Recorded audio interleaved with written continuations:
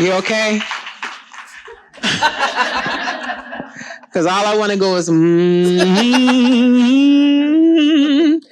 That's an amen and a hallelujah. Thank you. And the whole thing is, I've heard you 2.5 times on Audible. I've been listening to her over and over and enjoying every moment like I hadn't heard her before.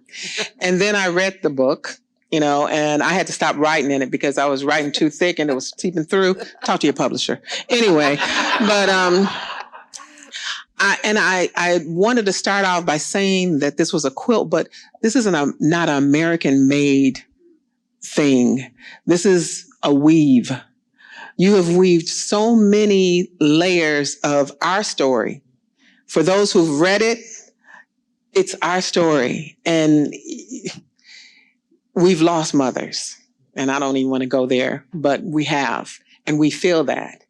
We've loved fathers, and we've had all the other experiences. And you fit this all into this book and had the nerve to put your daddy's art in it. What? So tell me, when did you, or have you read it, Tyrone? When did better. You? You better have read it. Domestic violence, not here. But when did you hand it to him, and what was that conversation like? I think I handed him a copy before, probably around when it went to copy editing, and it was just speak now or forever hold your peace. I said, let me know if I got anything wrong. But I mean, my father is an artist, and so I knew that for him, he would support me in what I put into it, because at the end of the day, my father taught me that art is about truth. Yes. Beautiful. Actually, she sent me. It's on. You just have to hold it close. She actually sent me a number of roughs of the things, so I've been reading those along also. Okay. So it's. Let me just say this. This is really incredible to be sitting here listening to my daughter, who I first thought she was going to be a visual artist, and was crushed when she told me that the reason why that she didn't want to do it because I didn't make enough money. So I asked her, I said, well, what do you plan to do? She said, well, I want to write. I said, what? She said, poetry. Okay. So I assumed that she had investigated that, but I'm sure she hadn't. But about a week later, I ran across a poem that she had written, and I was okay with it. Okay. And we had already decided before these kids was born that whatever they wanted to do, we will support that. That's right. So when she got into writing and I started to see what she could do, boy, I realized that she was going to surpass me way. Wow. And she's done that. I'm very proud of her. Oh. Sitting here with her, it's overwhelming. It does make you want to shed tears. Okay. Yeah, I'm trying to hold mine together. Yeah, I know it is. You're home. This is family. This really is. How did you select the pictures from your dad's artwork and placement? Did that take a longer time than writing the book? Not really. I mean, because I think it was kind of just organically. I mean, these are pictures that I had spent my whole life with. And so so thank you. So from the beginning, from the moment that I started the book, I knew his art would be in it. Because his art was also kind of how he could tell the own timeline of my life. I know what house we were living in by his paintings. I know what my mother's hair looked like by what paintings were there. And so, given that this was in part a personal story and a political one, so was my father's art. Right. And so I kind of just put them in there by feel. And when I looked at it, they worked. It's the image that opens it is called Keeper of the Watched. And that was just always growing up was one of my favorite drawings of him and of his. And I put it, I wanted to be the opening. And then I saw that it kind of matched the opening, how it worked. So I think that in a way that we're always speaking to our parents. And so this is just a literal manifestation of that. Wow, that's beautiful. And it is a piece of art. It really is. And my struggle was, where do you place it? Do I put it in my art collection where the visual art is, or do I put it in the biographies, or where? So it's going to take space in both, you know. You get it for people for holidays. There you go. Yes. Yes, you do. And I'm so happy that so many of you all are picked it up today. And I'm excited for you all to pick it up and read it. You know, I was like, oh, I'm so excited for everybody who's buying the book, not just for the profit, but for the profit of their soul. It's soothing. It really is. It's really soothing. So tell me, how did you start? Where did this all begin? So as my dad said, I started off wanting to be a poet, and I am. I got like my MFA in poetry first, like a decade ago. And then I published a book of poetry in 2020 called Un-American. And then after that, you know, I felt that there was still more that I wanted to say in the realm of the subject matter, but that like poetry I'd taken this particular subject as far as I could in poetry. And I wanted to kind of explore it in a different, like, you know, in a different genre. And so like I'd kind of played at just like, you know, I took a couple classes, played at like writing some essays, but when I knew that I wanted to like write a book, the first, like, I think it's chapter like 10 or 11 there, it's called, This Can Still Happen Anywhere. And because like the book is a mix of like memoir as well as like, you know, looking at like political analysis, because I think that it's important to state that, you know, especially as Black people, like no one lives in memoir alone, but like especially Black people, like our, like, you know, like our lives are amalgamation of politics, culture, and of just like the personal. And it was back around like Hurricane Sandy happened in New York, and I read this article about this. There's this woman, Glenda Moore. She's a Black woman, and during the hurricane, she was trying to evacuate Staten Island with her 2 little boys, and no one would let her in. So she clung to a tree for 12 hours, screaming for her white neighbors to let her in. And the white neighbors, apparently they wouldn't let her in because they told like essentially news reporters later that they thought she was a much bigger, blacker man, you know, and her 3 or 4-year-old sons were swept away in the storm. They died that day. And they found them like 2 yards apart from each other, but like she was stuck in that storm.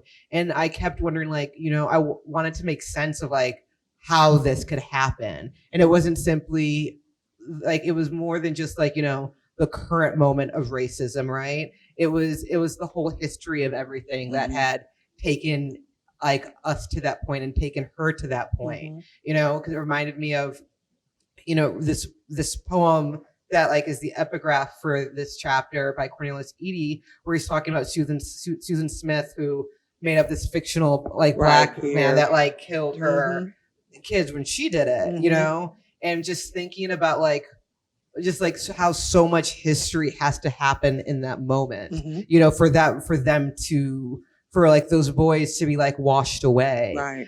And so I was trying to really like make sense of that, because it's like an amalgamation of like climate change, right? And it really shows how like Black people and communities of color, we bear the brunt of climate change. Yes. That is the things that we have to bear the brunt of that is done to us. And just this idea of what like the amount of things that like, you know, Black mothers have to go through, and like, you know, cops didn't kill her son, but like the state did in its own way.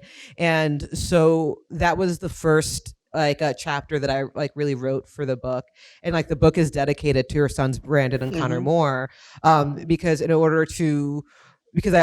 think it's important. Like my father's always taught me the importance of witness. And so I wanted to bear witness, but I also wanted to like, you know, people often talk about that in order to change the world, we have to be complicit in what happens in it. And so in order to be complicit in it, I had to start spreading it out into my story to be like, how did this happen? And how could this happen to any of us? Because it could happen to any of us and any of our children. Right. And while I read it the last time, Tyree Nichols. Yeah. And I'm saying, wow, this goes right back to the book. the whole thing of the cops, police brutality and everything. And so this book is going to be a part of history no matter what, but it's always going to be bringing back the memories, but also the future, because it keeps repeating itself. It really does. It really, really does. So tell me the most powerful, the cover. Why this cover? Well, I feel like I wanted it to be, I knew from the beginning that I wanted a book called The Black Period to have the most colorful cover possible. And he's got a lot of options. And so, I feel like I've always really liked this image. And I think that I like the fact that it almost looked like a conjuring, and that and that there was something ancestral, but also joyful about it. Yeah. Because I think that I hope that even though the book talks about racism, it talks about all these all these kind of ills that we have to suffer. The book works its way through and to joy, and I wanted the cover to kind of show that how hard Black people work at joy. Yeah. Because I think that's why I think there's a part in the book where I'm in Prospect Park and I'm noticing that white people are hanging out in the park and they're so quiet, but you see Black people and they're laughing, that you're from you see people from a baby to an 80-year-old, hanging out together across generations. And that, growing up, that whatever, my dad and his friends were all around, you could never tell if they were mad or if they were laughing. Right. They're loud. Yeah. Right. Yeah. And so I think that shows the hard work of living while Black. And so I thought that this cover really showed that type of conjuring magic. Beautiful. Beautiful. How'd you feel about the cover? I actually thought it was perfect. I don't know if you know this, but that's actually your mother in the center of that. Okay. Wow. She was a model for that. And it was supposed to have told part of her story. She met a man in college. She was visiting for 2 days, went back home, communicated for about 3-4 months, came back, and they got married. He's that man. So I consider that as one of the most phenomenal, and it tells the story really of how lucky I was, to have met someone like that. But at the same time, it showed her courage, how she left home, came to this strange place with a husband that she could not have been sure of. Wow. In fact, she wasn't married yet, but we got married as she got here. And she could not have been that sure of, and I was always aware of the position I put her in. But she came here and she embraced this place. Yes. She became a part of the culture. And the musical things, she was always involved with that. She taught dance to neighborhood kids and all kinds of things like that. So I was quite happy because she made me happy. And I think everybody she came in contact with, she made happy. She was always that kind of person that was trying to help somebody. Yeah, that's it. It's saturated in the book. It really is. You can tell, and that's part of the book. And I think that's the most beautiful part, because she's throughout the book and who she is, and it's of course reflective of you, Tyrone. Who this woman was, or who she is, because she's still here. Tell me about your sister. I love the way that you pulled out. I love the way you pulled out your sister and said that she became addicted to the world. And I feel like you've become part of the world as well, because you're very conscious of the world. So you have a sister who's situated in the world, but you're still part of the world. You understand? Or yeah, I gotta be careful because it's being recorded, and she will. Okay. Yeah. Well, because my sister, I write that she's addicted to the world. She the place she least likes to live is America. And I think the last she lived after college, she just started living abroad. The last time she lived in Chicago for 5 years, and that was the longest she'd ever been in America. Right now she's living in Kyrgyzstan. Like, yeah, and then she lived in Dubai. She lived in China when COVID was happening. Wow. Luckily, she was coming to visit my dad, and so when the country locked down, she was lucky got locked down in South Carolina with my nephews, because she came to give birth to like her youngest child. But I think that, you know, in high school, she did a study abroad in the Philippines. Like, I mean, she's just literally been everywhere. And I think me and my dad joke that like the thing that's the scariest thing about my sister is that she has no fear. You know? And I think we see that in like the way that like she travels, and think, you know, she's my older sister by 3 years.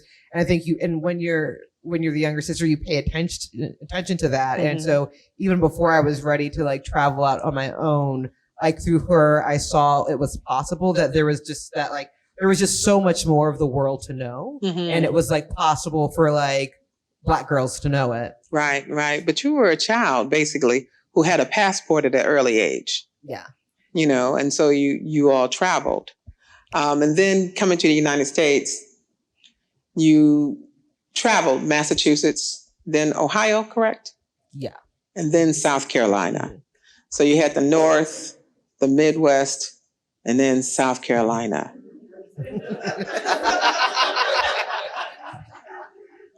But she actually comes from a family of travelers. Her mother was a traveler. Okay.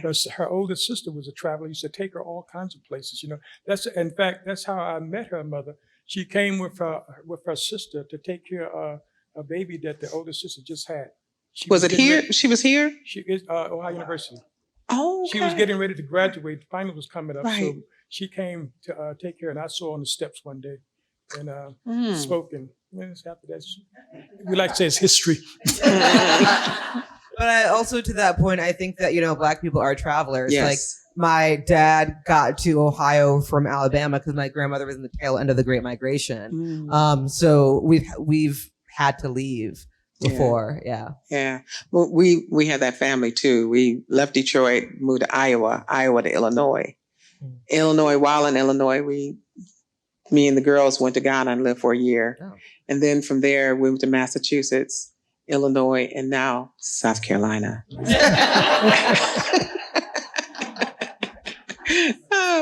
that was an experience because this was your high school years in South Carolina. High school, and then I went to Richmond Northeast, and then I also went to Clemson University for undergrad. Okay. Yeah. Okay. There's always one. There's always one. They don't let too many of us I know. Especially in Columbia. But how did you feel about being in South Carolina? I mean, I think that, you know, like, I like the South a lot. You know, I think that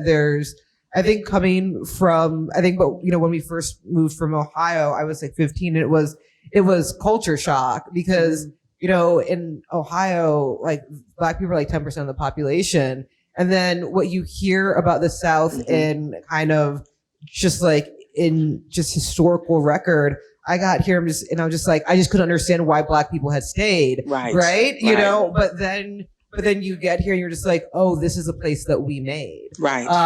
And so I think, and then, you know, like, but like also there's like that portion, I feel like all my dad's family, like, even the ones that have lived in Ohio most of their life, like, they all have Southern accents. So like, I mean, and so there was always a Southernness to like my father's family. Like my grandmother was born in Georgia. She grew up in like Alabama, and then like, you know, then they moved. And so like, so coming to South Carolina, I think kind of like felt like, you know, remembering something that I didn't know that I knew. Okay. Yeah. Okay.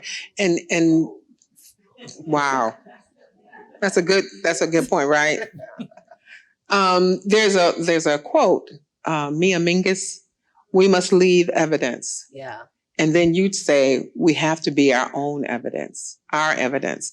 And I think this is your evidence right here. This is proof our of evidence. Our evidence. Yeah.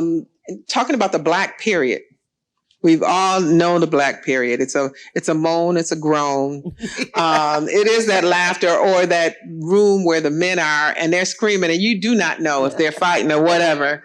And they basically talking about the game. Man and woman. You right. know Miss Marjorie. Oh my God. No, I don't, but I'll meet her later. That's why I feel like this is home, right? Yeah. You know, she sits on the front row of every show. And she harasses, doesn't she? Tell the truth. Okay. She does. You know, and that's what makes it home. Yeah. And you're right. It is with women too, you know, because we can scream, God, you know, you know, and that is it. And that's who we are. Zora says, basically that whatever we take, we embellish. Yeah. You know, and we do it well. Mm-hmm. Right. And I think the Black period is part of that. Yeah. You know, sometimes it scares white people when we laugh too loud or we smile too much, you know, and so here you are showing all of that. Right. But your other experiences, your mother being Muslim, and I love the way you talk about your mother, a Muslim woman. It hurt me when the friend came over and said, she's not going to heaven. Yeah. You know, that was devastating because I was like, wow, that's a lot of guts coming in and saying, making that comment. You know, but you knew, I mean, it's like, it's not your business. Right. So there is a lot of pain with that, but also being a queer woman, how you've had to hold yourself in these streets of the South, Midwest, New England. How do you feel? Which one is more comfortable? Is it the South? Being comfortable here as a queer woman, were you more accepted in South Carolina? I mean, I think I left South Carolina right after college. And so like I have spent most of like the adult life of my choosing in New York. And so like, you know, there's like a different kind of freedom because I mean, New York is also one of like the blackest places, right? Yes. Or it used to be before gentrification. Especially Harlem. Yeah. Right. And so I think that New York kind of like felt like a different kind of home because it's not just like full of Black people. Just like I remember one of the first things that I noticed that just like all Black people over a certain age were reading like the Bible. Oh my! You know? Like yeah, and I'm just like you realize it's also because it's full of immigrants, so it's like it's a religious city, you know. Mm-hmm. And so I think that like there's a home in that, but I think the point of like that I try to get in the Black period is that like, you know, none of us are indigenous to this country. We were all kidnapped here, right? Yes. Or like we're all a result of this kidnapping. Mm-hmm. And so we've had to make home wherever we go. Yes. And I think that like, I think that the work of this book has been like remembering that lesson and that like, and not just remembering it, learning that like, that, you know, you also have to update your lessons, right? Mm-hmm. And so that knowing that like, okay, like I needed to be able to like, to create my own home wherever I could go. Cause like, this is the life we have. Yeah. And figuring out how I could live it. Mm-hmm. Now, how did you grab the Hafizah pie? Yeah, Hafizah pie. Yeah. The Hafizah pie people and grab that and bring that into the forefront. Yeah. That was to me beautiful and how you weave it. And that is what you do. You weave that throughout this book because they too have a Black period. But, you know, if we're not from here, there's a Black period, but you're talking about almost the original people. Yeah. So the first chapter of the book opens at the Grand Canyon. Mm-hmm. I'd taken a trip to the Grand Canyon. Like it was right before the country had shut down. And so like we'd been hearing about COVID and like we'd heard about it enough. So like there were people coughing and we're just like, this isn't good, you know? And so like we've gotten to see the Grand Canyon and then we were supposed to go on a road trip to see like all of like, you know, the national parks. And we were there for like 24 hours and we're just like, we need to go home. Like, and so we canceled it. Like, and we just like turned around and went home. But it was my first time going to the Grand Canyon and it's just like, this impossibly beautiful place, right? And like, and it's also amazing because you can see the beginning of time in the rocks. But then it was like, and I'd heard about this tribe, this indigenous tribe that lives there, but I didn't really, like many of the things we don't pay attention to, I didn't really pay attention to it until I got back and I saw this like article. So the Havasupai tribe, they're like known as the first people. They're the oldest documented people in North America. I think their tribe is 7,000 years old, and they still live at the bottom of the Grand Canyon. They're also the only indigenous tribe where most, like 95% of the tribe still speaks its original tongue, which is like that's an impossible thing for indigenous tribes because they were like, their language was like beat out of them and like killed out of them, and 99% of their population was like murdered through genocide. But so they live at the bottom of the Grand Canyon, but like they have an elementary school, but there's no middle school and there's no high school. So essentially, and you can only reach it by like, a very kind of like treacherous like mule ride or through like helicopter. And like the elementary school there, all the teachers like are white. Nobody from the tribe is like is a teacher there. And if students want to continue their education, go past high school, their parents have to send them to boarding school or completely leave, right? And recently, like a few years ago, the Native American Disability Center joined with the students to sue the federal government because, I mean, they were so underfunded that sometimes like the janitors were teaching classes. There's no English. They have like math and science sometimes, like, but also they essentially use the police as a form of all type of discipline. And so I was reading a report where like, there are kids who have like ADHD or have like behavioral issues due to like the centuries of trauma.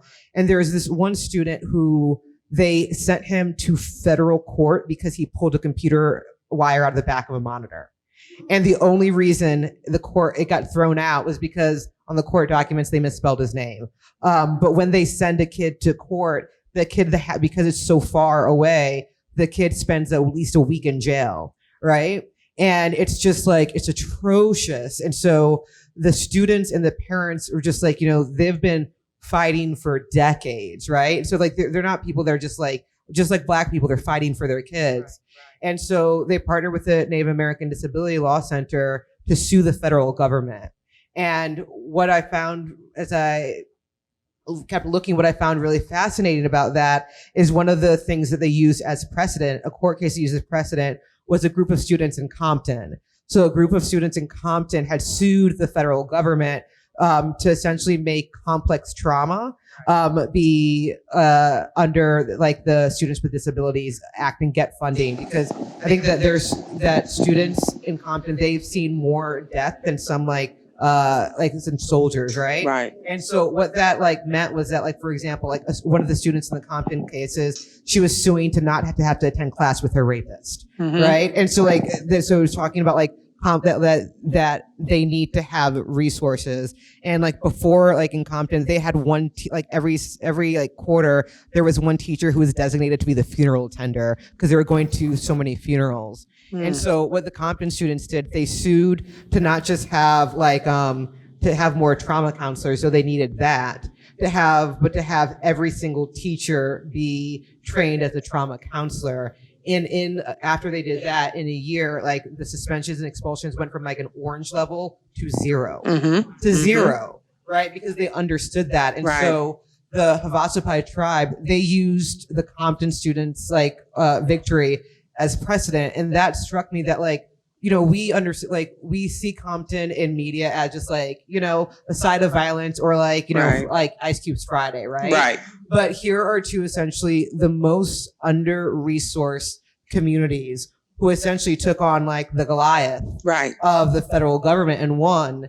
And so, which means that through now every single student everywhere in this country can now has a precedent to be able to force the federal government to give them funding. So these two groups who like we think of like the definition of like disempowered, Right. like that they didn't even know that they would need each other. Correct. And they use that. So I thought that was just like such an amazing fact of like, you never know, like when you're fighting for yourself, who else you're fighting for. Yeah. That's And that, I think that just like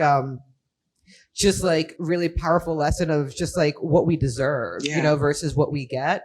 And so, but I was at the Grand Canyon and I just saw a beautiful space. Yes. Right. Yes. Like I didn't realize this battle was being waged and won down there until I left. And that just, for me, it was such a important lesson of just like what we're trained to not see. Exactly. Exactly. And like, I think that like, for example, like my father being an artist, like his job is he just spends so much time looking, And so what could I do if I apply that same type of looking to what is just in front of us? All right. So you're actually a visual artist, because you know what you made me do?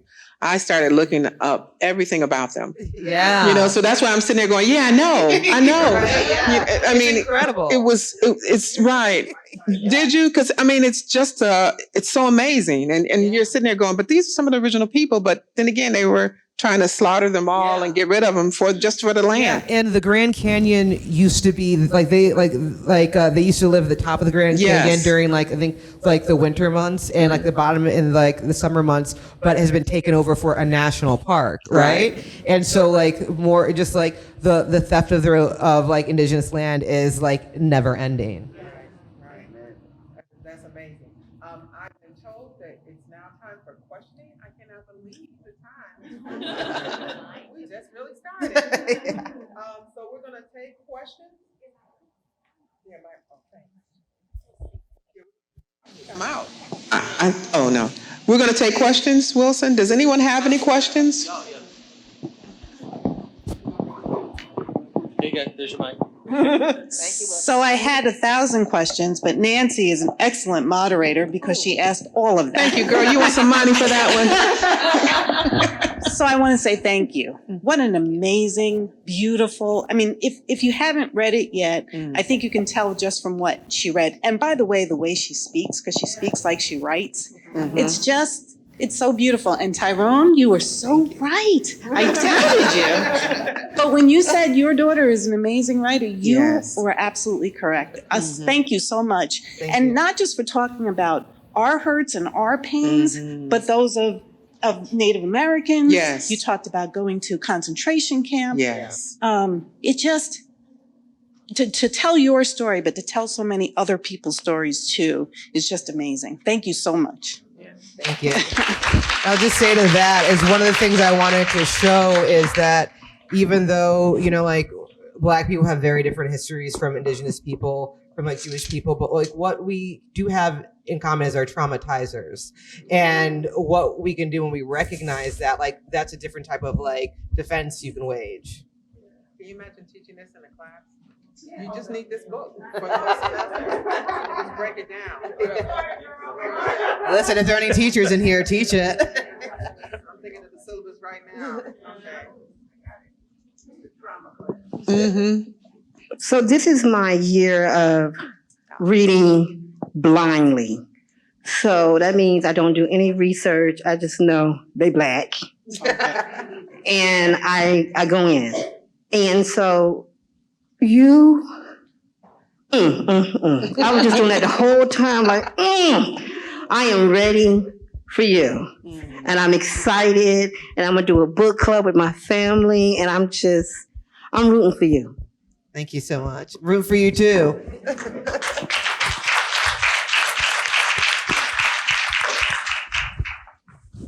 Any other questions?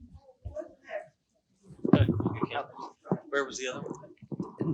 Oh, so we had one question here first. So she asked me what's next. Well, I'm like always writing. So I'm trying to teach myself to write fiction. So I'm working on a novel about Pangea, about essentially looking at like what happens in a world where like borders mean nothing. And so they become like heavily enforced because we see what borders are doing to us now. And then I'm also like kind of like working on my next nonfiction projects.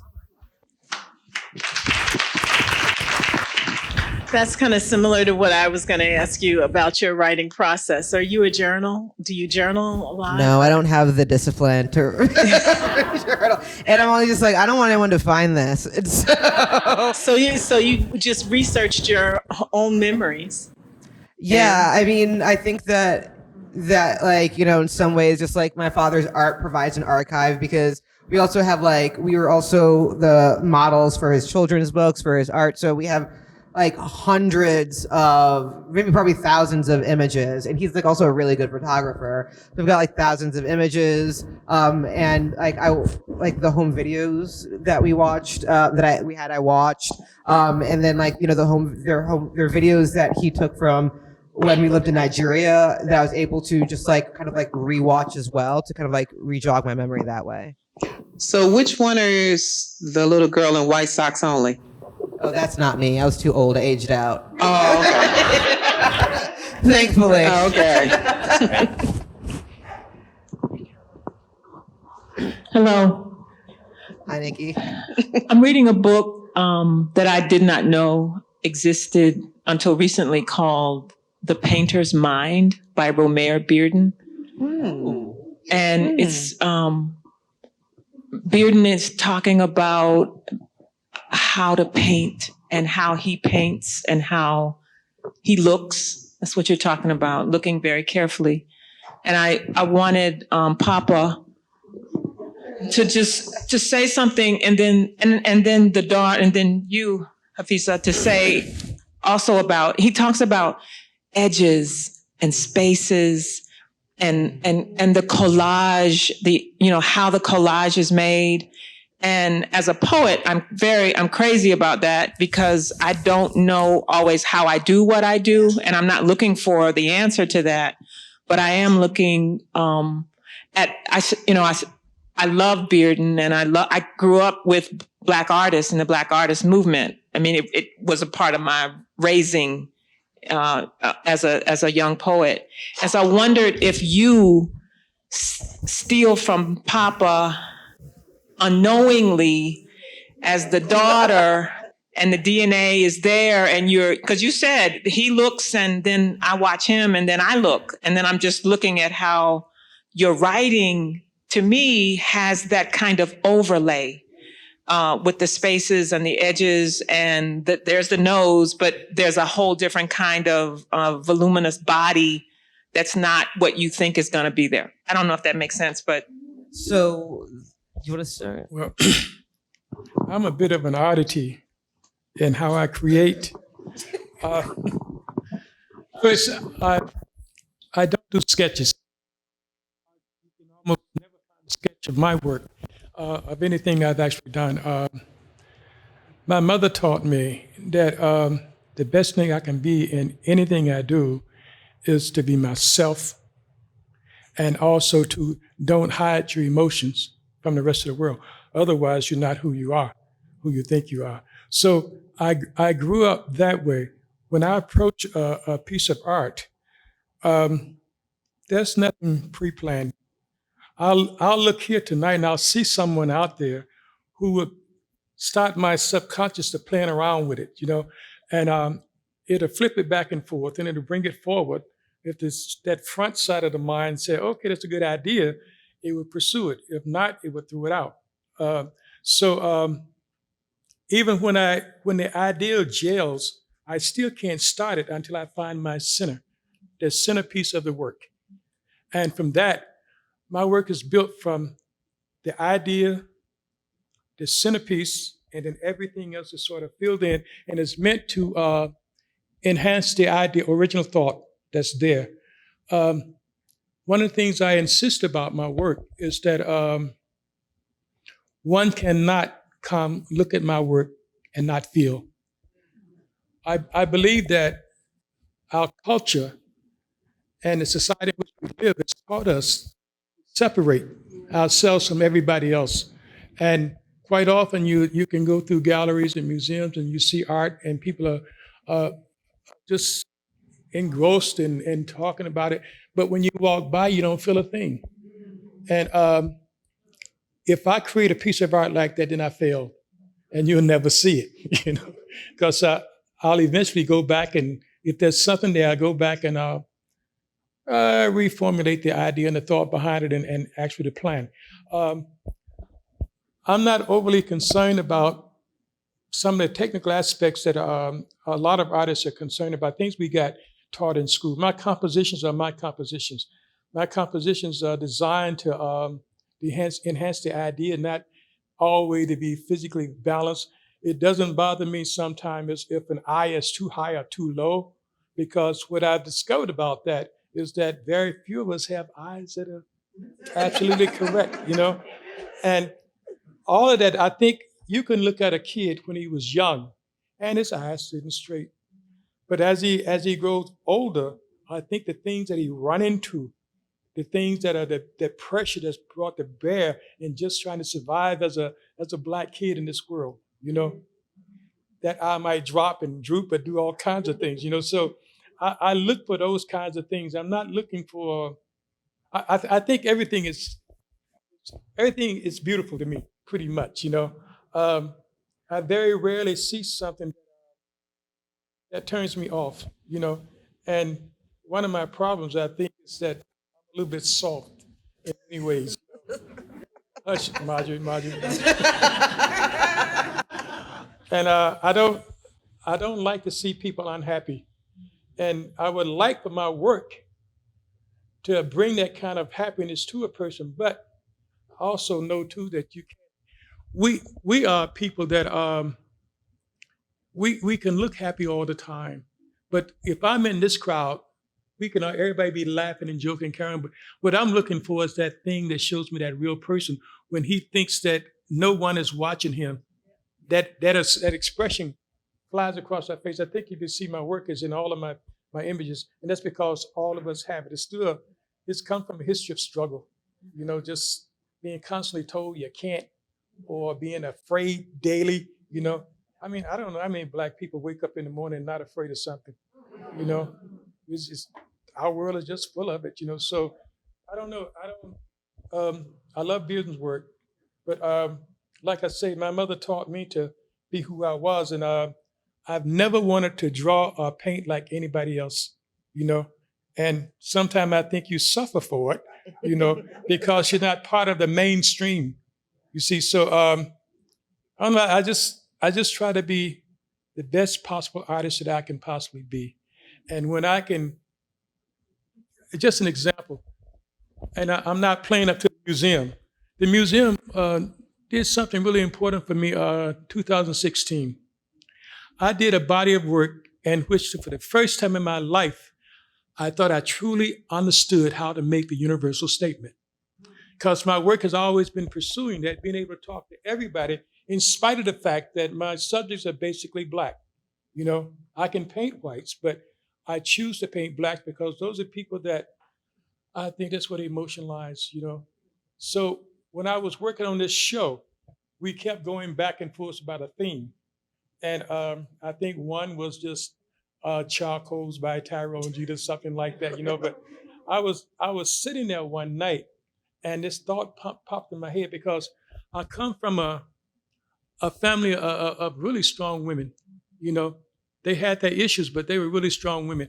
And I grew up in the South, and we grew up in neighborhoods where everybody in the neighborhood could whip your behind if you did the wrong thing, So in trying to figure myself out, and when I came to the museum with that show, and they were talking about these other thoughts, but this one thought popped in my head about all of these women, enduring spirit. And what I didn't want to do, because there were some suggestions to put an S on the end of it, but that changed the connotation what I was trying to talk about. I was trying to talk about the strong women in my life, the one I had met, and those who I had never seen before in my life, because I know that that's nothing like women. I'm sorry. And I don't mean that, I mean in the strength, the things that I've learned through them, And I never really had a father that was around me that much. Never needed him. My mother was there every second of the day for me. And this was a woman with fourth grade education. We had some thoughts on that a bit. But with a fourth grade education, it was able to get this kid here through college. And she did that when she moved us north, she started doing domestic work. That was her profession, domestic work. And I didn't know this at the time, but when I became of college age and I got ready to go to college, we had no way to go. And my mother went to the lady she was working for and asked her to give me 1 year in college. And lady said, well, no, we really can't do that because I have 3 boys myself, got to go. And this lady's a multimillionaire. So my mother just looked at, she said, I've been working for you for about 15 years now. And there's not one time when you paid me Social Security. There's no time off. You know, I took and raised all of your children. So don't tell me that you have children to raise because I've raised all your children. So all we're asking is 1 year. That's how I went to college. It was 1 year school. My mother was special, you know, and they were lucky in the sense that before my mother passed, she came and stayed with us for about 2 years or so. Yeah, about 3 years, you know, and this is the one that she loved. I mean, she loved everybody, but this was her favorite. And she was named after her. She thinks she was named after her grandfather. We would never have done that. No, she was named after my mother. My mother was named after her father, you know, but this was, I think they interacted probably more than anybody else. And one more thing, and I'll shut up. When the oldest one was graduating from college, she had gone to University of Leeds. I didn't even know she even knew that. School. Yeah, that's grad school. These places to go to. So when she was graduating, my wife and I had pretty much said we were all going to go to England. We were run. We had about a few $1,000. We was going to go and run it, spend it all, you know, because we really didn't take a lot. But when my wife passed, it all got turned upside down. So we sent her to England to catch up with her sister, and I had them tickets. They went on to Nigeria, and this was a really good thing we did. I was lucky because I don't have that kind of insight, but I was really lucky that when she got there, she got a chance to get to know her grandmother on that side and also her aunt. You know, it was one of the best things we could possibly have done. And she got to be really close with her grandmother, you know, which was a good thing. And my understanding is everything I heard that you was with every second you were there, you know. So that was a good thing. And every once in a while, fathers make a decent decision. Not often, but we do. But anyway, I'll stop now. But I don't know if I explained that, you know. Now I'm trying to remember where the question was. Yeah, I think for me, like, you know, one of the things that like my grandmother, my father's mother, hammered home to him, that he hammered home to me, is that like whatever we do, it has to be helpful, you know. And so I knew I wanted to be a writer, but I also knew that like I needed that, like what the work I did needed to help people.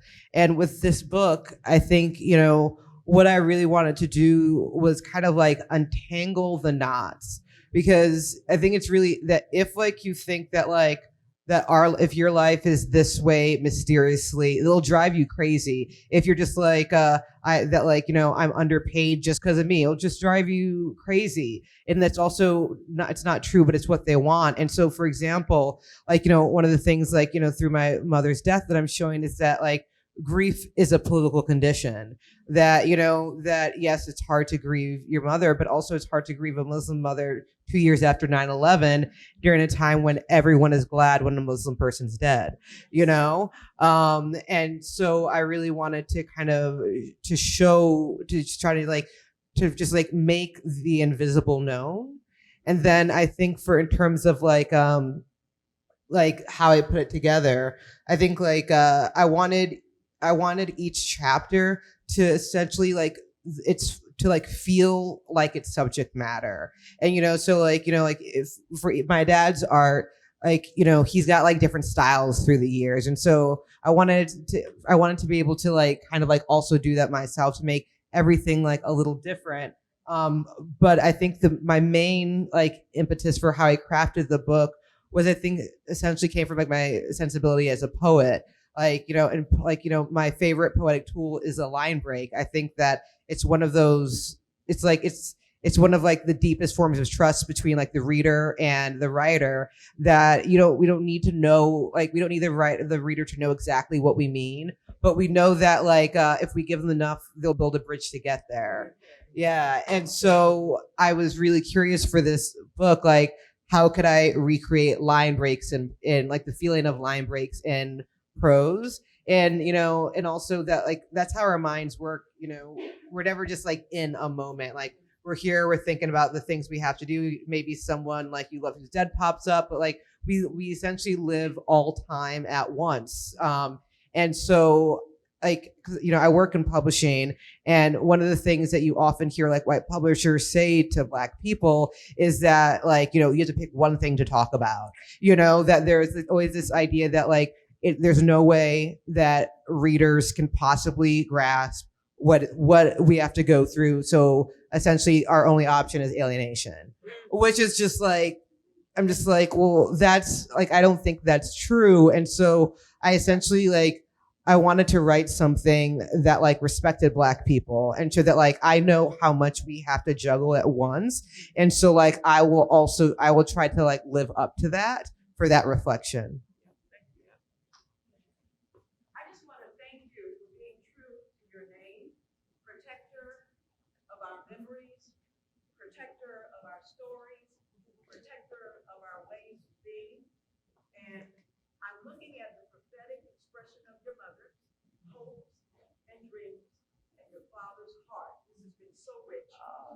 Thank you.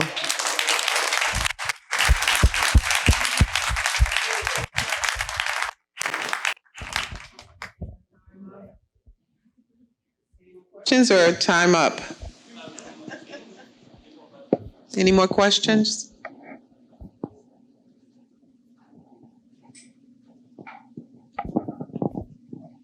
So what book and children's book image are you in?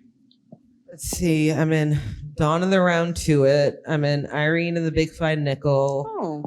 Oh.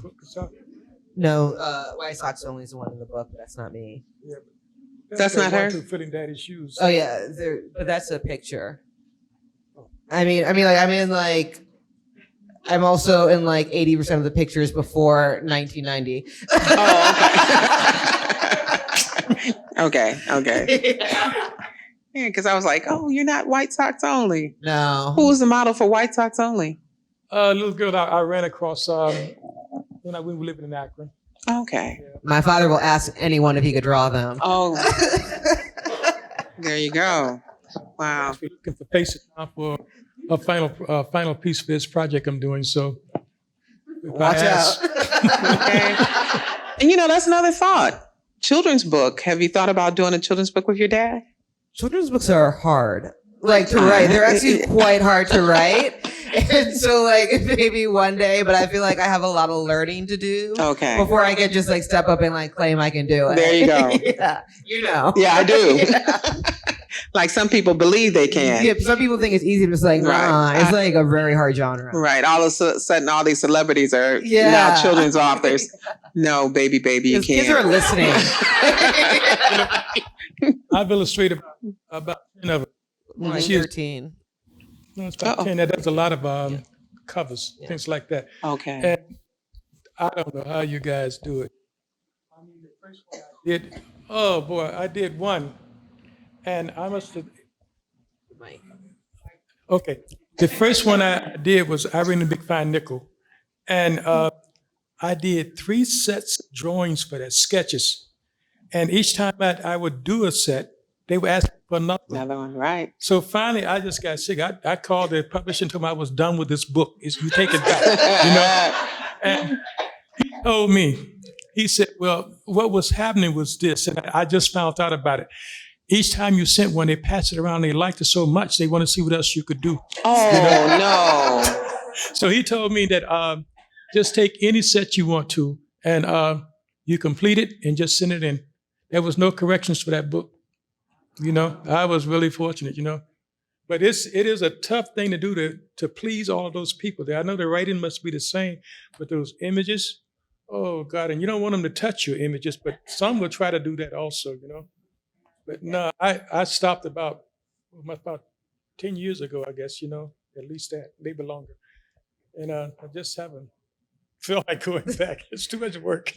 I mean, I'll just add, I think that like my dad like illustrating children's books was like a big part of my upbringing, because we hear now that like finding representation for Black kids, like how important that is. Like I never had that problem. Like we had like sometimes I was in the books, and so we got to see like Black children like in books written by Black people all the time. That was our conversation, talking about Black children's books, Black author, Black illustrator. And they work cheap too, Yeah. Yeah. Child labor.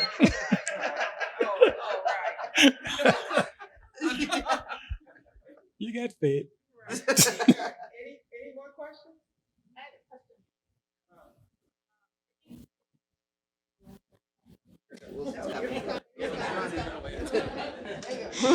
I think you've been given a gift in many ways, but having an adult child, there's, when children are growing up, there's a point at which you stop becoming aware of everything that goes on in their lives. Oh, God. Right?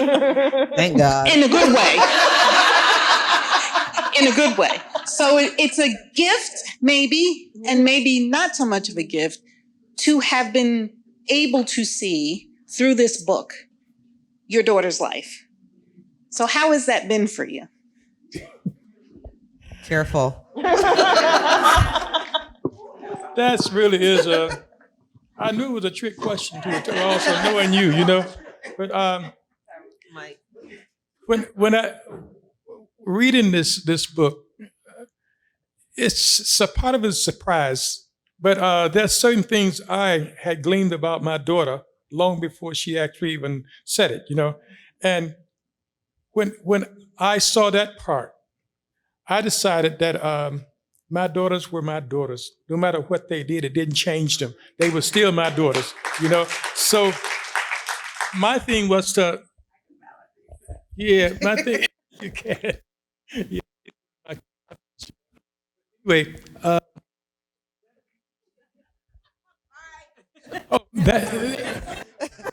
well, she got me messed up here, I'm trying to figure out, like she already told me to be careful, so now everybody's looking at me, what is he going to spill, But the things I learned about her, she could look at my life and say the same thing, that my dad did some really stupid and crazy things in his life, and unfortunately, she's absolutely correct. So what's good for the goose, So I knew that no matter what she did, I loved her.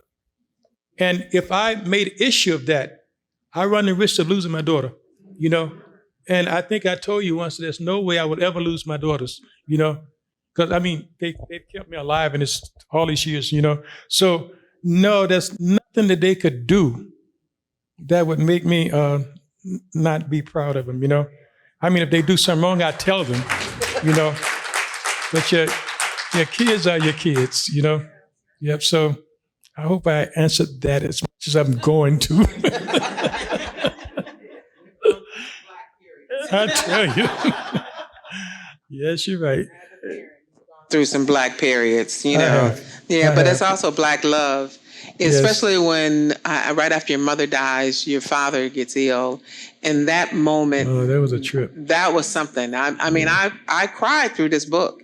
And that was one of the points right there. And I'm saying that's some love. That's all about love. The thing about that, I really didn't have a clue how to raise them because during all that time, I was mostly working, and my wife and I decided that as long as I could support the household, she would stay with the kids so that they had somebody around all the time. Mm-hmm. So I got lost, and I'm always in the studio, so I didn't really get a chance to know them as much as I would have liked. And when she died, I woke up when I had two girls that were not ready, and that they were not ready because I didn't do my part, So I tried from then on out to try to be as understanding as I could and as patient as I could be, And it was trying, especially, but we won't go into that one. We'll just leave that hanging out there like that, But no, they turned out better than I could have ever asked. They way better than I did. So I'm really good with all of this. I'm very proud. Thank you.